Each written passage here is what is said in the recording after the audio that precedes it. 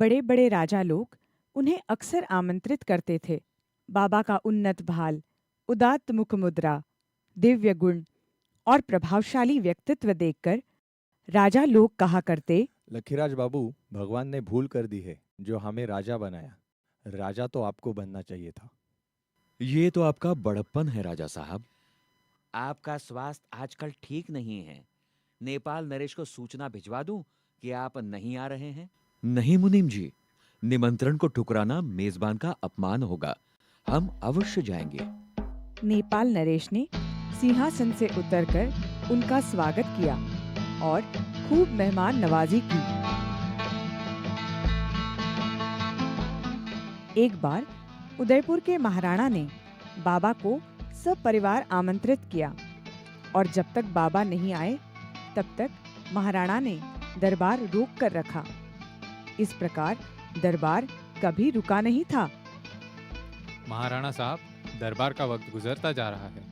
महामंत्री जी, जब तक हमारे शाही मेहमान पहुंच नहीं जाते, दरबार शुरू नहीं हो सकता। वहां पहुंचते ही बाबा ने देरी से आने के लिए विनम्रता से क्षमा मांगी।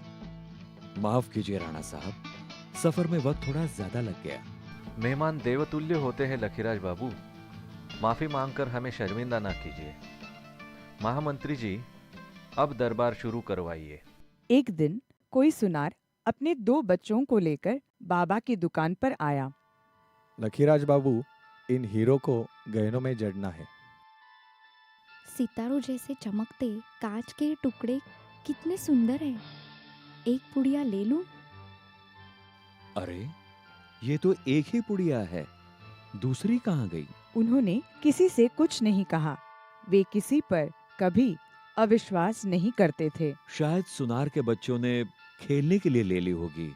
बाबा को अपने घर देख सुनार बड़े आश्चर्य में पड़ गया। बाबूजी, आप मेरे घर? तुम्हारे बच्चों को मिठाई देना भूल गया था, सोचा चलो बच्चों को मिठाई दे आऊं। अरे, अब क्या होगा? बाबूजी को मालूम? मीठे बच्चे, तुमने खेलने के लिए दुकान से पुड़िया ली थी ना, वो कहाँ है? मैंने नहीं, बड़े भैया ने ली थी, छत के नीचे रखी है, ले आऊं? अब मुझे ये बताओ, तुम्हें ये हीरे क्यों चाहिए थे? हमने सोचा ये चमकीले कांच के टुकड़े हलवाई को देकर खूब मिठाई खाएंगे।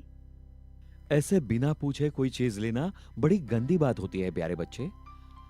अब जब भी तुम्हें मिठाई खानी हो तो मुझसे कहना।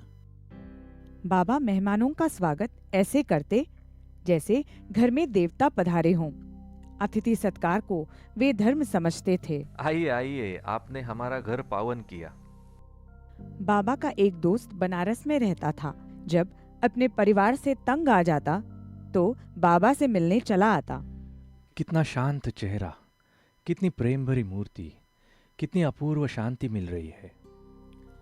अरे आओ मित्र, तुम्हें इतने दिनों बाद याद आई मेरी?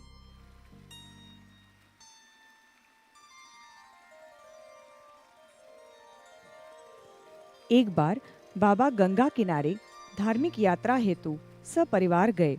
अपनी पुत्र वधू द्वारा ब्राह्मण को बड़ी दक्षिणा दिलाई। 1000 रुपए? दादा, आप तो राजा हो। ये तो आपका हक है पंडित जी, कृपया इसे स्वीकार करें। लखीराज बाबू, जल्दी चलिए, चाचा जी की तबीयत बहुत खराब है। ओह, चलो चलो। अब मेरे जाने का वक्त नजदीक आ गया है। मेरे पीछे सदाव्रत का क्या होगा? आप चिंता ना करें, ये भंडारा सदा चलता रहेगा। हे परमपिता परमेश्वर, समस्त विश्व की आत्माओं को शांति प्रदान कर। हे गंगा मैया, अपने पावन जल से सबका कल्याण कीजिए। मुनीम जी, शहर में सबको न्योता भिजवा दिया है ना? देखना कोई बाकी ना रहे। लखीराज बाबू, आपका तार आया है बंबई से। गुरुजी का बुलावा आया है, मुझे तुरंत बंबई जाना होगा।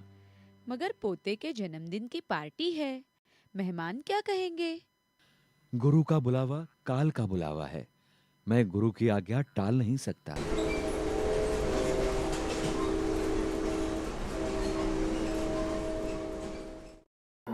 ये गुरु का ही प्रताप लगता है।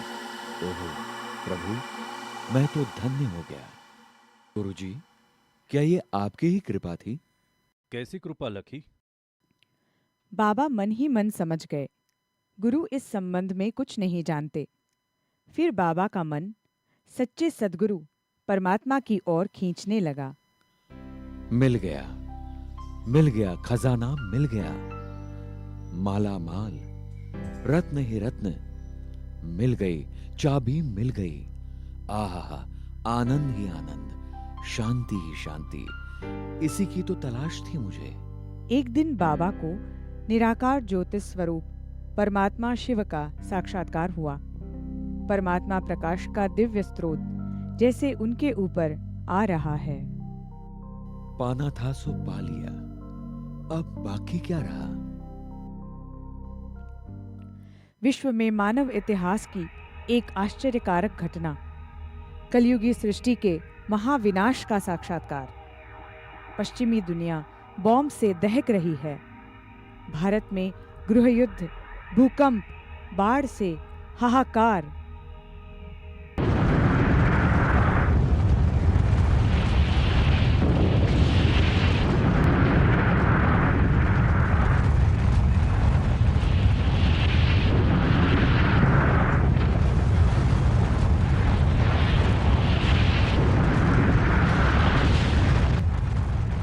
बस करो प्रभु, बस करो। ये भयानक दृश्य और नहीं देखे जाते। सेवक राम, मेरा दिल अब व्यापार में नहीं लगता। अपना हिसाब करके मुझे आजाद कर दो। ये तुम क्या कह रहे हो लकीराज? तुम्हारे बगैर ये सब कौन संभालेगा? अलिफ को अल्लाह मिला, बे को मिली झूठी बादशाही। आई तार अलिफ को हुआ रेल कराही। उन्हीं दिनों बाबा ने एक और अनोखा साक्षात्कार किया। शरीर रूपी पिंजरे से आजाद होकर उन्होंने अलौकिक आनंद की अनुभूति की। फलस्वरूप वे सामाजिक व मोह माया के बंधनों से आजाद हो गए। एक बार बाबा को मृत्यु दशा का साक्षात्कार हुआ। सितारे समान आत्मा भ्रिकुटी से निकलकर पांव के अंगूठे की तरफ गई और फिर लौटकर मस्तक से निकल आकाश की ओर जाती हुई देखी। सचमुच आत्मा शरीर से अलग है। मैं देह नहीं, देह में रहने वाली चेतन आत्मा हूँ। उन्हीं दिनों बाबा को श्री कृष्ण और उनके स्वरूपों के साक्षात्कार हुए। सभी की दिव्य वाणी थी, तत्त्वम, यानी तुम वही देवता हो। ये कैसा साक्षात्कार है प्रभु? क्या मैं वही हूँ?